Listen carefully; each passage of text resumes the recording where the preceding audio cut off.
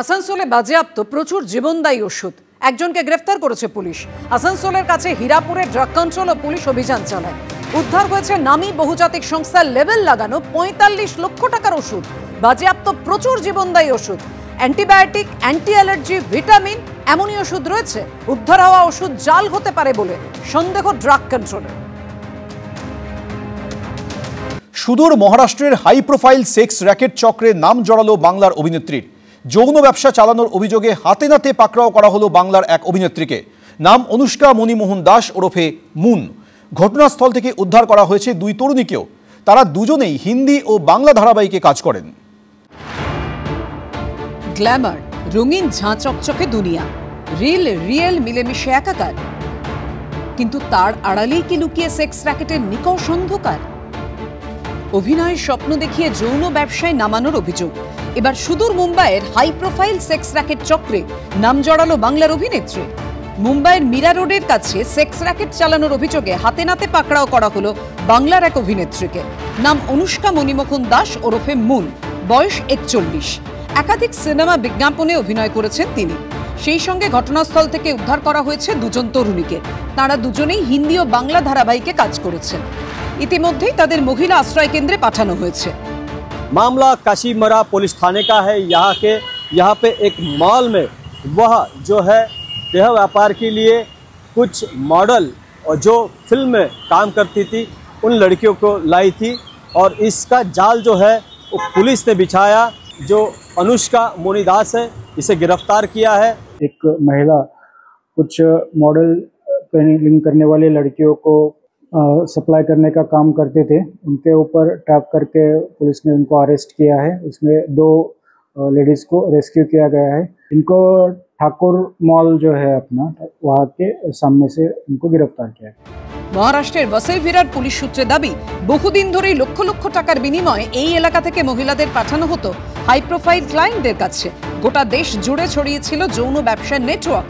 Police সূত্রে দাবি, গোপন সূত্রে খবর পেয়ে বুধবার রাতে ভুয়ো ক্লায়েন্ট সেজে মুম্বাই আহমেদাবাদ হাইওয়ের পাশে একটি মলে হাজির হন পুলিশ অফিসাররা। ডেকে পাঠানো হয় অনুষ্কা সহ বেশ কয়েকজন অভিযুক্তকে। বেশ কিছুক্ষণ কথাবার্তা চলার পর টাকার লেনদেন হয়। অভিযোগ তখনই পাকড়াও করা হয় অনুষ্কাকে। ধৃত অভিনেত্রীর বিরুদ্ধে মানব পাচার ও পিআইটিএ আইনে মামলা দায়ের করা হয়েছে। এবিপি আনন্দ। 26/11 আতঙ্ক ফিরে এলো মুম্বাইয়ে। লস্করে জিহাদি নামে একটি অপরিচিত জঙ্গি সংগঠনের নাম করে নাশকতার হুমকি ফোন এলো মুম্বাই পুলিশের কাছে। মুম্বাই জুড়ে আঁটোসাঁটো করা হলো নিরাপত্তা। 400 কেজি বিস্ফোরক, 14 জন জঙ্গি, 34টি গাড়িতে ভাগে ভাগে রাখা আরডিএক্স। বিস্ফোরণ ঘটলে মৃত্যু হতে পারে 1 কোটি মানুষের। মুম্বাই পুলিশের কাছে এলো এমনই ঘুম কেড়ে নেওয়া ফোন কল। আর এই হুমকি ফোনের জেরে বহু মুম্বাইকারের চোখের সামনে ভেসে উঠছে প্রায় 32 বছর আগের ব্ল্যাক ফ্রাইডের সেই ভয়ঙ্কর দিন। 1993 সালের 12ই মার্চ মুম্বাই শহরের 13টি জায়গায় পরপর ভয়ঙ্কর বিস্ফোরণ ঘটে। সেই সিরিয়াল বিস্ফোরণে নিহত হন 257 জন, আহত 713 জন। সবে শেষ হয়েছে গণেশ চতুর্থী। এখনো উৎসবের মেজাজে রয়েছে গোটা মুম্বাই। গণেশ বিসর্জনে অংশ নিয়েছেন লক্ষ লক্ষ মানুষ।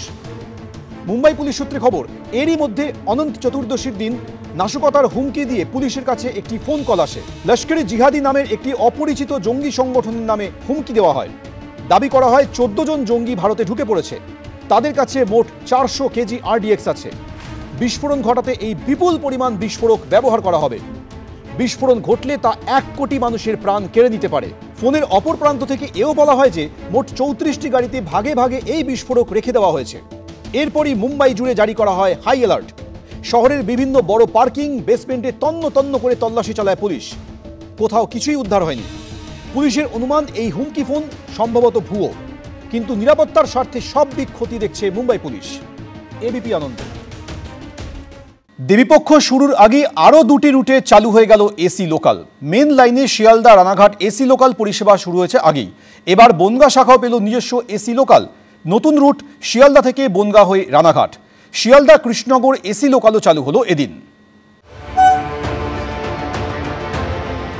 ভাদ্রের ভ্যাপসা গরমের মধ্যে ঠান্ডা ঠান্ডা কুল কুল জার্নি, তাও কিনা আবার বনগা শাখায়।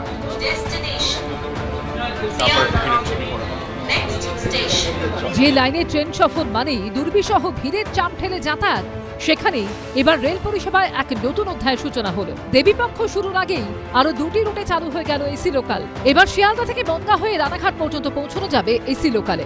শিয়ালদা থেকে কৃষ্ণনগর পর্যন্ত মিলবে এসি লোকাল পরিষেবা। এবার বনগাঁ শাখা পাচ্ছে নিজস্ব লোকাল এসি ট্রেন। আজকেই শুরু হয়েছে যাত্রা রানাঘাট থেকে বনগাঁ হয়ে শিয়ালদা। প্রথম যাত্রায় সওয়ার হয়েছেন অনেক মানুষ, তারা রয়েছেন তাদের মধ্যে একটা উৎসাহ লক্ষ্য করা যাচ্ছে। এটা তো খুব ভালোই লাগছে, এই গরমের মধ্যে এই এসি ট্রেনে যাওয়াতে খুবই ভালো লাগছে। Better relaxable journey. বনগাঁ লোকালে তো এটা ভাবাই যায় না যে কোনোদিন এসি ট্রেন চালু হবে। বনগাঁ শাখার ক্ষেত্রে সকাল 7:11 রানাঘাট থেকে এসি লোকাল ছাড়বে। এরপর সকাল 7:52 সেটি পৌঁছবে বনগাঁ স্টেশনে, আর তারপর 9:37 ট্রেনটি পৌঁছবে শিয়ালদা স্টেশনে। আবার সন্ধে 6:14 শিয়ালদা থেকে ছেড়ে এসি লোকাল রাত 8:04 বনগাঁ এবং তারপর 8:41 রানাঘাটে পৌঁছবে। এই ধরনের ট্রেন থাকলে আমরা মানে বাচ্চা নিয়ে যখন যাই বাইরে তখন মানে কমফোর্টেবল হয়, বেশ আরামে যাওয়া যায়। লোকাল ট্রেনগুলোতে এতটাই ভিড় হয়, অনেক সময় সিটও পাওয়া যায় না, ঠিকমতো বসে যাওয়া যায় না। এটা সুবিধা, মানে এটা সাধারণ মানুষের পক্ষেও সুবিধা অনেকটাই। শিয়ালদা কৃষ্ণনগর রুটেও এসি লোকাল পরিষেবা চালু হয়েছে এদিন। সকাল 9:48 শিয়ালদা থেকে এসি লোকাল ছাড়বে। কৃষ্ণনগরে পৌঁছবে বেলা 12:07। অন্যদিকে দুপুর 1:30 কৃষ্ণনগর থেকে এসি লোকালটি ছেড়ে দুপুর 3:40 এসে পৌঁছবে শিয়ালদায়। रानाघाट से बनगांव, बनगांव से सियालदा जो है उसका बहुत ही अच्छा रिस्पॉन्स आया है। फीडबैक हमें मिला है कि लोगों ने उसको एक्सेप्ट किया है। लोग पूरी तरीके से कंफर्ट है उनको कि ये हमारी सुविधा है और दे आर रेडी टू पे। बस फैसिलिटी उनको हम प्रोवाइड करें। মেন লাইনে শিয়ালদা রানাঘাট এসি লোকাল পরিষেবা চালু হচ্ছে আগেই। এই নিয়ে মোট 3টি রুটে এসি লোকাল পরিষেবা চালু হলো। রানাঘাট শিয়ালদা যেটা চলছিল তা বাণিজ্যিকভাবে বিপুল সফল হয়েছে। আমরা আনন্দিত যে প্রচুর লোক রোজ সেই ট্রেনে যাতায়াত করছেন। সময়ের দাবি মেনে বনগাঁ লাইনেও এবার ট্রেন চালু হলো। লোকজনের স্বতঃস্ফূর্ত প্রতিক্রিয়ায় বলে দিচ্ছে তারা কতটা রোমাঞ্চিত এবং আনন্দিত। ভবিষ্যতে আরও ট্রেন চলবে, এই ট্রেনও বাণিজ্য সফল হবে আমরা আশা রাখি। রেলের তরফে জানানো হয়েছে বনগাঁ শাখার ক্ষেত্রে শিয়ালদা থেকে বিধাননগর ও দমদম জংশনের ভাড়া 35 টাকা, শিয়ালদা থেকে বনগাঁর ভাড়া 120 টাকা, শিয়ালদা থেকে রানাঘাট পর্যন্ত এসি লোকালে যেতে লাগবে 150 টাকা। অন্যদিকে শিয়ালদা কৃষ্ণনগর রুটে শিয়ালদা থেকে ব্যারাকপুর পর্যন্ত এসি লোকালের ভাড়া 60 টাকা, শিয়ালদা থেকে নৈহাটি পর্যন্ত ভাড়া 90 টাকা, শিয়ালদা থেকে রানাঘাট পর্যন্ত যেতে 120 টাকা, আর শিয়ালদা থেকে কৃষ্ণনগর সিটি জংশন পর্যন্ত যেতে লাগবে 140 টাকা। অরিত্রিক ভট্টাচার্য রিপোর্ট, এবিপি আনন্দ, কলকাতা।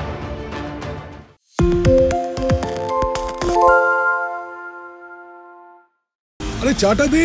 এই আমার একটা চা দেন। কি হলো আমারটা? বাংলা পক্ষপাত চায় না, বাংলা খবর চায়। বাংলা খবর, বাংলার খবর।